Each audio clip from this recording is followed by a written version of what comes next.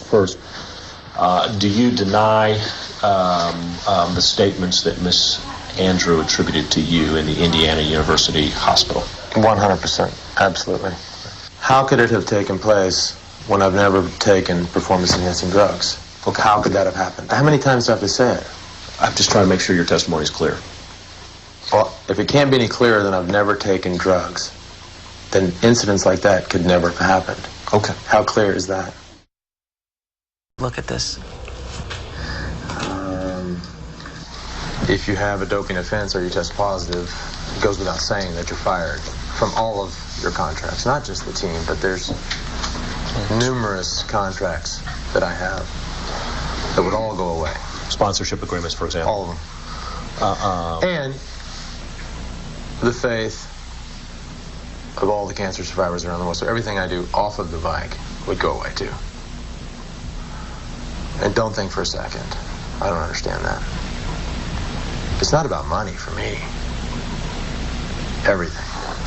It's also about the faith that people have put in me over the years. So all of that would be erased. So I don't need it to say in a contract, you're fired if you test positive. That's not as important as losing the support of hundreds of millions of people. So today's question, Lance Armstrong, Oprah interview reaction. What's my reaction from it? People who've known me know I've said since 2000, 2001 that Lance was on the juice. Do you really think people can ride that fast? Do you really think people can swim that fast in the Olympics? Do you really think they can kick so hard in the UFC and not feel the pain and just stand there like, what was that? A mosquito bit me on the shin. Do you really think people can run a marathon in 2:03 naturally? Do you think people can do all this stuff? Do you think people on YouTube are going to have that much muscle at age 38 after a couple of years training naturally? Do you really think so? Do you really think those people in prison with the massive muscles are doing it naturally? Doping on a large scale requires gullibility in the viewer, the audience, the spectator, the sponsors, etc. Okay? I was in the op shop today, or Freely in the op shop rather. Look at these books here from Lance Armstrong, Chasing Lance, the Lance Comeback 2.0. This book, How Lance Does It. Lots of fucking drugs, just like every single big name champion who's earning lots of dollars. How Lance does it, exactly the same as everyone else. Lots and lots of fucking drugs and lots of training. Every second counts. Every hematocrit point counts. Lance Armstrong, images of a champion. Now, I've been saying Lance has been a doper for over a decade. I don't hate Lance. I don't have any bad feelings for him at all. I understand it's a professional choice. You want to earn big dollars, you got to dope. I remember in 2001 Tour de France, I was there on the side of the road in the individual hill climb time trial. Lance come past me so fast, so hard. He was just like out the saddle. A bit of sweat from his face landed on my right arm.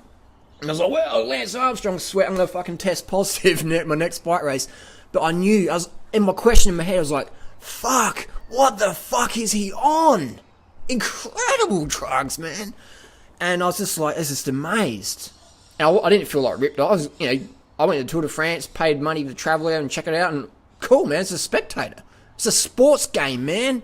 I didn't go there to see, people just slogging up the mountain. I wanted to see Lance dancing up the hill, man. I wanted to see freak show shit. So my reaction is like, man, like people, oh fuck, man. People are so gullible in society. I don't even drink coffee, alright? I did a lot of drugs in the past. I've been off drugs since 1997.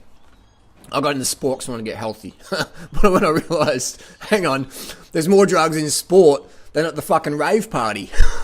So I'm not gullible. I'm not stupid. I'm not bitter. I don't believe in natural champions. There's no such fucking thing at all. Any sport, big name, where there's dollars, there's drugs. 100%. 100%. People can say, blah, blah, blah. On YouTube, man, dudes are doing fucking steroids and shit and getting jacked up and going, natural bodybuilding. Natural bodybuilding. I'm swole as fuck. No, I don't need drugs. I'm swole as fuck. you know, just because someone does drugs doesn't mean they're a bad person. But what we see with the Lance Armstrong phenomenon is people like, oh, like Lance is a cheat. I feel cheated. No, you're a fucking gullible fuck. You believed in Santa Claus, and when you found out, you spewed at your parents. Well, you believed in Lance, and when you found out the truth, you're like, oh, Lance whipped me. No. You were dumb fuck. You're gullible. That's the system we live in. These marathon runners in Kenya and shit, man. If they don't win, they don't fucking eat.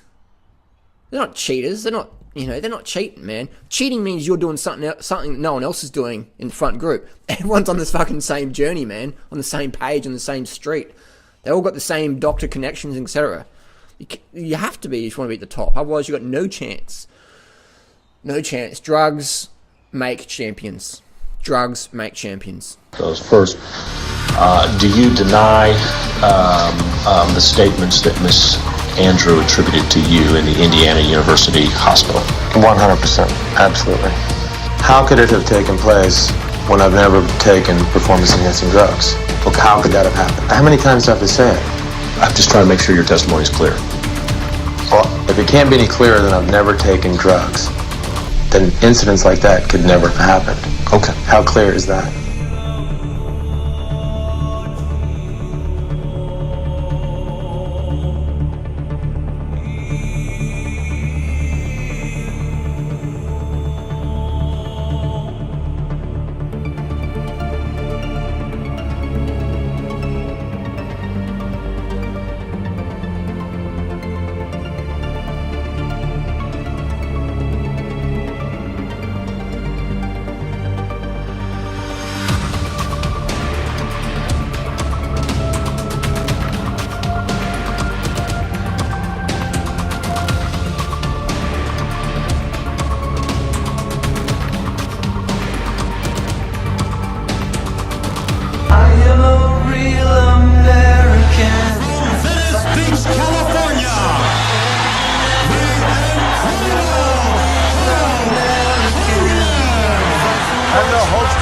Rips off that shirt.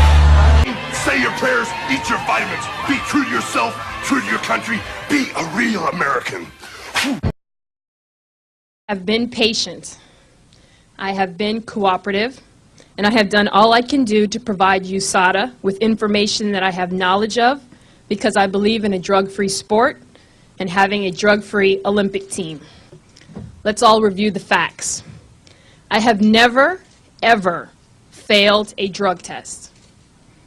I have taken over 160 drug tests. I have taken tests before, during, and after the 2000 Olympics, and have never failed a test. USADA has no information that shows that I have ever failed a test, because simply I have never failed a test.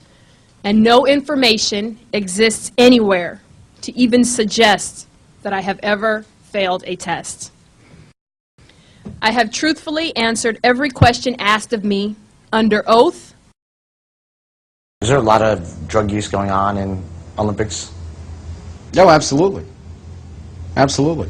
Dr. Exum was the director of anti-doping at the U.S. Olympic Committee for 10 years. He thought his job was to stop drugs in sports, but his bosses had other priorities. He told me that over 2,000 American athletes failed their drug tests.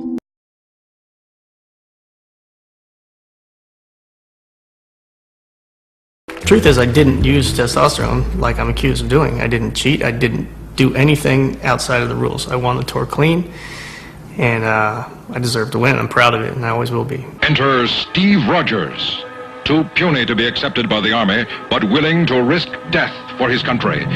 He's changing right before our eyes. Suddenly it is over, and America has a new champion. Please welcome a man whose story embodies the American dream. One thing I learned about America is that if you work hard and if you play by the rules, this country is truly open to you. You can achieve anything.